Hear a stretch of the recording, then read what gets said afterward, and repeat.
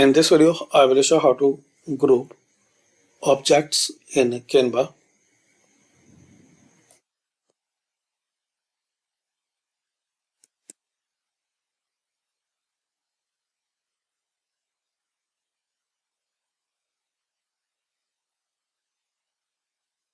So if we have different objects,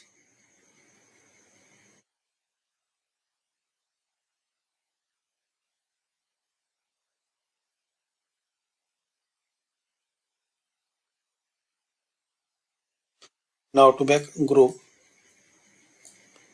select them, press Ctrl G.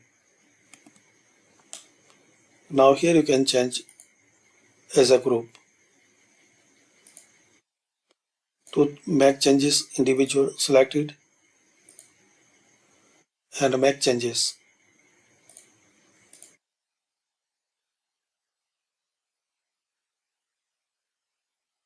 So this way you can group objects in Canva.